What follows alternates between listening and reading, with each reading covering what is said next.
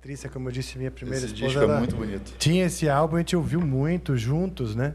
Eu falo isso muito também aqui. O quanto ao convívio, né? As pessoas te trazem um olhar sobre uma música, né? E, pô, então eu ouvi muito Detonautas. Então, num casamento, você acaba aprendendo a gostar e fazendo parte da tua vida. Sim, coisa sim. que você não imagina, né? Sim. E eu fico feliz de, saber que você tem essa relação. De alguma maneira, o Detonautas se fez presente também na tua história e tudo. E é legal, assim, cara, você vê, porque de certa forma o meu processo de criação ele é muito intuitivo, né? Então, eu não sou um cara que tem um conhecimento profundo de música. Estudei canto e tal, na época que eu era mais novo, etc. Mas a parte instrumental, eu comecei a estudar, nesse aspecto, eu fui um pouco preguiçoso, né? Digamos assim. Mas, por outro lado, a minha intuição, ela me ajudou muito. Então, eu aprendi a tocar violão sozinho, né? Quer dizer, de forma completamente autodidata. E ao longo do tempo, a gente foi criando estruturas, melodias, etc. Até chegar tipo em músicas como essa, que é uma música que eu adoro cantar ela, adoro tocar ela, que eu gosto da letra dela, gosto da melodia dela, gosto do efeito que ela traz para as pessoas, etc. E aí eu, claro, sempre sou favorável às pessoas que procurem estudar sempre o seu instrumento, estudar as suas capacidades, a sua voz, etc, etc.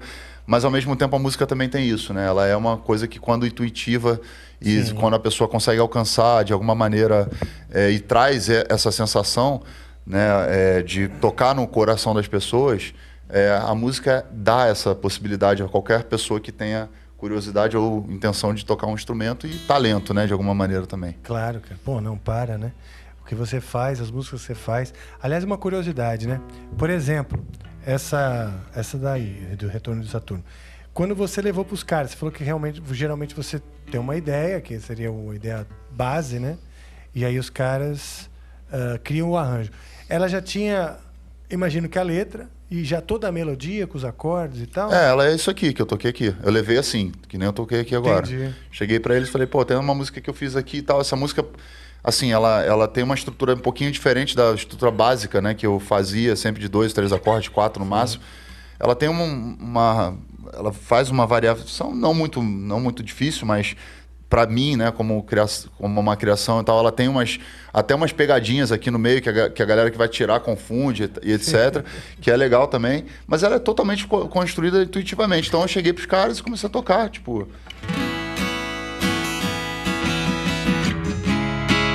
Aí o Renato, tipo, fez um arranjo de guitarra, na época o cello ainda era o baixista do Detonautas, fez um baixo e etc. A gente construiu esse disco lá na Toca do Bandido, né? E foi um disco produzido pelo Fernando Magalhães, junto com o Tomás, que é o cara também que fez um trabalho muito bacana lá, junto com o Tom Capone, na época. O Tom Capone produziu o disco ele mixou o primeiro disco do Detonautas, produziu o Rock Marciano, depois ele, infelizmente, faleceu. Aí a gente procurou o Miranda na época, que era meio que um cara muito braço direito dele ali, que também tinha umas... Aí o Miranda chegou pra gente e falou, não, eu não gosto do Detonautas. O Miranda era assim, né? Ele falava, não gosto do Detonautas. Detonautas é muito McDonald's. Ele falou assim. Sério? Sério. Aí eu falei, pô, tá bom, cara. Então, pô, mas eu gosto pra caralho de você e eu gostaria muito que você produzisse nosso álbum até pra de repente a gente sair um pouco do McDonald's e tal. Ele com essa pegada que ele era muito... Falava mesmo na cara e tal, e eu acho que isso era a grande virtude do Miranda e tal. Ele falou, mas tudo bem, eu vou indicar uma pessoa para vocês que vai ajudar vocês a essa trajetória aí, fazer essa mudança. Aí quem? O Educar. Quem? O Educar do The Fala. Aí a gente entrou com o Educar no estúdio, foi uma das coisas mais incríveis que eu vivenciei na minha vida, porque o Educar é um gênio, é um cara genial, assim, ele tá muito à frente do tempo dele, muito na frente do tempo dele. E ele, no nosso tempo, né? Ele tá no tempo dele, é muito à frente do nosso tempo.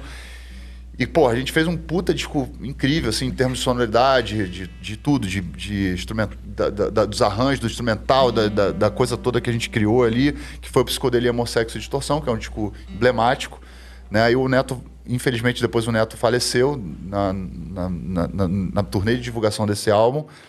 E aí a gente entrou numa bad zona, assim, bem bad zona mesmo, né? Foi um período bem difícil da nossa história. Dali a gente fez o Retorno de Saturno com o Fernando Magalhães, de novo. Fernando Magalhães é do Barão Vermelho? Barão Vermelho. Ah, legal. E aí a gente, depois disso, a gente seguiu adiante, fizemos o acústico. Depois temos um álbum duplo que a gente produziu por nossa conta mesmo. A Saga Continua. Depois produzimos um outro disco chamado Álbum 6, que foi a gente mesmo que fez também a produção. E agora a gente voltou com essa... Fizemos vários singles, né, nesse tempo todo. E agora a gente voltou com esse acústico que é produzido pelo Marcelo Sequinde, que foi o mesmo que produziu o acústico de 2009. Ah, que legal. Então também toda essa trajetória você aprende muito, né? Com os produtores, com os caras. É uma faculdade, né, cara? Sim, aliás, né?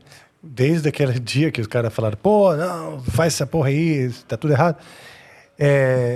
A gente pode falar também da importância do produtor, porque tem muita banda e o lance da disciplina, que a gente falou que dentro do campo, né, do assunto disciplina, tem que existir uma humildade para aprender, para ouvir com quem sabe um pouco mais, etc. E o produtor entra com essa espécie de função, né? Para organizar, para falar, dar uma opinião, claro, mas para direcionar. E esses produtores, você falou que foram um grande aprendizado. Tipo uma faculdade, né? Sim, fazer um disco com um produtor experiente é uma faculdade. Sem dúvida. E assim, o produtor consegue tirar você do lugar de conforto também. Né? Para exigir de você e te dar a oportunidade de você também se encontrar e de repente ultrapassar alguns limites que você impôs a si mesmo. O produtor tem muito essa característica. O Tom Capone tinha muito essa característica, assim. Quando eu cheguei com essa música aqui, O Dia Que Não Terminou, que foi a primeira que eu toquei contigo, cheguei com essa aqui, né? Me sinto tão estranho aqui. Desse jeito, assim, né? Mal tocado no violão e só voz e violão. Irmão, no meio dessa confusão, não consigo encontrar. Ele ouviu e falou assim, cara, isso é muito ruim. Isso é ruim. A gente vai ter que achar um arranjo para essa música, porque isso aí não tá legal e tal. Eu fiz essa música para uma série, uma minissérie da Globo. Na época a gente tinha sido encomendado, e eu não faço música por encomenda, né? Nunca fiz, ou não tenho esse... Hoje em dia até posso fazer, mas na época eu não tinha essa capacidade para poder compor, assim, desse jeito, tal, não era muito a minha praia. E aí o Neto fez uma música e eu fiz essa. E a do Neto entrou para a série da Globo, que era Terra dos Meninos Pelados. A gente entrou com uma música lá, que foi o Neto que acabou fazendo. A gente tinha, nessa época ele compunha e eu também. Então tinha também essa vantagem de ter dois compositores dentro da banda. Eventualmente alguém fazia uma música e o outro complementava, ou a música ficava só pela composição dele, ou então só pela minha composição. Dava uma variedade maior de repertório pro Detonautas. Quando eu cheguei com essa música pro Tom Capone, ele falou, cara, isso aí não tá legal não, a gente precisa ver. Entregamos a música para ele. E ele entrou no estúdio para fazer. Aí ele transformou a música de uma coisa assim extraordinária, assim. Quando você escuta a versão do Dia Que Não Terminou, a música original, né, a versão que foi pro disco Rock Marciano, ela tem uma porrada de outros elementos que transcenderam só essa coisa da guitarra, do violão e tal. Tem bateria eletrônica, tem sintetizadores, tem várias coisas que são frutos da criatividade do Tom Capone e é somada à criatividade do Detonautas. Que eu acho que isso é uma grande vantagem quando um produtor vem para te apresentar ou tirar de você essa sonoridade que talvez você não fosse capaz de fazer sozinho. Né? Depois você vai pegar a mãe e vai seguir, como nós seguimos. Né? Então, eu acho que um bom produtor, ele mais do que só também a parte técnica ali de ajustar o microfone, os níveis, etc, etc, ele vai conseguir puxar do artista e conduzir o artista nessa central de criação aí também, que eu acho que é importante pra caramba. Pô, com certeza. Eu vou te falar, eu conheço inúmeras bandas que só não são, especialmente aqui de São Paulo, bandas brasileiras dentro do segmento metal pesado, que só não são mais foda, assim, em termos de, né, como fala? Notoriedade, porque falta um produtor. Ou tem um lá que é produtor, sabe assim, ou se diz produtor, e acaba produzindo também, mas não tem aquele olhar de fora. Entende? Porque se o próprio produtor vem com a música que nem você veio, ele não vai ter esse olhar de fora, né? Se o compositor é o próprio produtor, não tem esse olhar de fora e falar, tá ruim. Às vezes o cara tá achando que tá legal. E é importante... É importante também o produtor falar a verdade, né? Quando tá ruim, falar que tá ruim mesmo. Mas geralmente o bom produtor é muito direto. Sim. Difícil o cara fazer só concessões pra banda e acabar se tornando um bom produtor no mercado, pensa. Com certeza. Não é verdade? E eu acho que Pô, o Educar, por exemplo, foi um cara que a gente aprendeu muito, assim, porque o Educar não é um cara do mercado. Ele foi uma indicação do Miranda. Ele produziu os discos do The Fala e tal, as coisas que ele trabalhou. Ele fez muitas produções. O Educar, cara, ele é uma figura, não sei se... ele fez um sucesso na época da Popozuda Rock and Roll. Que ele misturou rock com funk lá no final dos anos 90. E aquilo explodiu, foi para dentro da Coca-Cola, né? Dentro do comercial da Coca-Cola, etc. Virou uma febre no Brasil na época, etc. E o Edu, ele é uma figura que ele sempre está à frente, assim, um pouco... O Edu é do Rio Grande do Sul, tá, né? O The Fala é uma banda do Rio Grande do Sul, uma banda clássica do Rio Grande do Sul.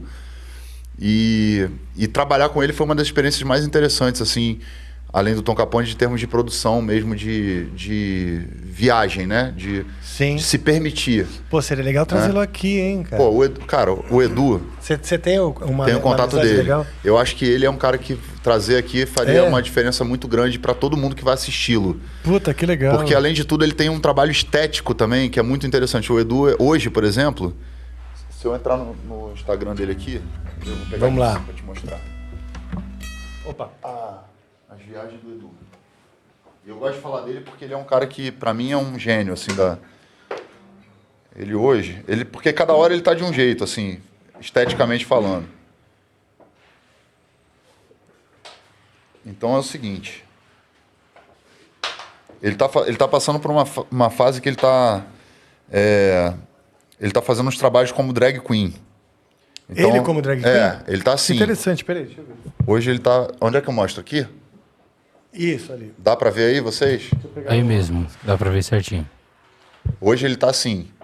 Uau! Quer dizer, demora pra se produzir, né? Não deve fazer assim... Não, ele vai fazendo várias... Ele se monta de várias formas. Tá. Né?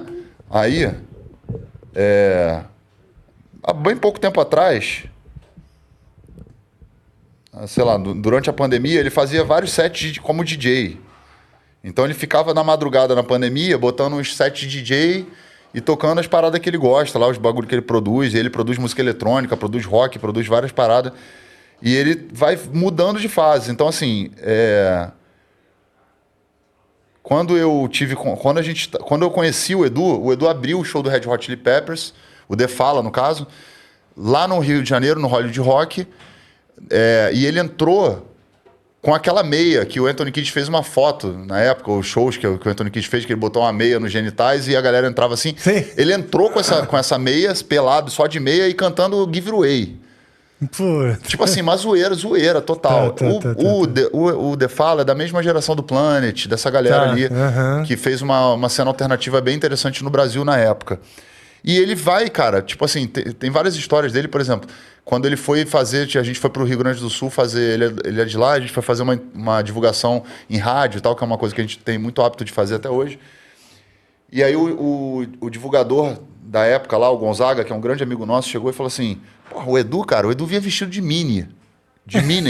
Ele ia pras rádios lá no Rio Grande do Sul, vestido de Minnie, de colã e tal, andava na rua, tipo assim, chegava na rádio pra fazer a divulgação. Foda-se, entendeu? Pior que é super conservador o Rio Grande do Não, Sul. total. E aí ele vai mudando. Então, dependendo da fase que você encontrar o Edu, ele pode estar... de Mini? Sei lá, de Mini, pode estar de drag queen, ele pode estar Red Hot Chili Peppers, ele pode estar punk, ele pode estar grunge, ele pode estar... Então ele é uma metamorfose ambulante viva. Legal. Né? E é uma figura que tem muito conhecimento musical, de produção. Cara, esse é legal Vale trazer, muito a pena trazer o Edu aqui, porque ele é um cara que conhece mesmo, assim. Tá. Além de ser um puta artista, né? De ser um artista mesmo, assim.